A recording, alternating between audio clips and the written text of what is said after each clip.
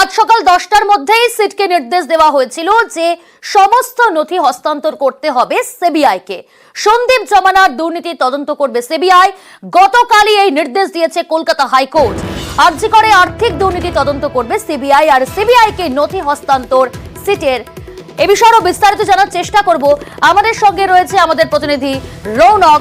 রৌনক, সিটের আজকে কিন্তু সিটকে নির্দেশ দেওয়া হয়েছিল সিবিআইকে এই নথি হস্তান্তর করার জন্য। হস্তান্তর কি করা হয়েছে সিবিআইকে? এবং একই সঙ্গে জানতে চাইবো যে আজ নবম দিনেও দেখা গেল সিজিওতে সন্দীপ ঘোষকে আজও তাকে জিজ্ঞাসাবাদ করা হবে। আজ কোন কোন প্রশ্নের মুখোমুখি হতে হবে সন্দীপ ঘোষকে, এই বিষয়ে কি জানা যাচ্ছে?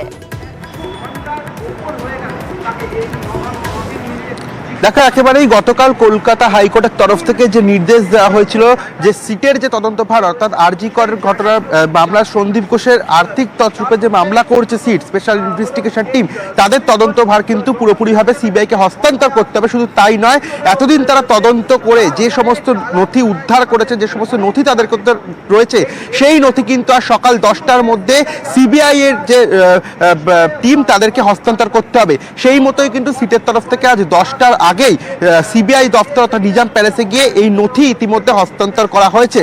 এবং অন্যদিকে সিজিও কমপ্লেক্স, সেখানে কিন্তু সন্দীপ ঘোষ আজও হাজিরা দিতে এলেন। আজ নিয়ে নবমতম দিন, তিনি 9টা 45 নাগাদ এই সিজিও কমপ্লেক্সে হাজিরা দিতে এসেছেন। একাধিক প্রশ্নই আর্থিক তছরূপ মামলা থেকে শুরু করে যেদিন ঘটনা ঘটেছিল আরজি করে, সেদিন সন্দীপ ঘোষের কি ভূমিকা ছিল তিনি আগে জানা সত্ত্বেও কেন বাড়ির পরিবারকে জানায়নি, বিভিন্ন ধরনের একাধিক প্রশ্নের কিন্তু সম্মুখীন হতে হবে এই সন্দীপ ঘোষকে। শুধু তাই নয়, যে পলিগ্রাফ টেস্ট, ইতিমধ্যে সেই পলিগ্রাফ টেস্টে কিন্তু অনুমতি দেওয়া হয়েছে এবং সন্দীপ ঘোষ সেই পলিগ্রাফ টেস্টে কিন্তু রাজিও হয়েছে। সেই পলিগ্রাফ টেস্ট করার মতো কিন্তু একটা খবর আসছে যে সন্দীপ ঘোষের পলিগ্রাফ টেস্ট হতে পারে।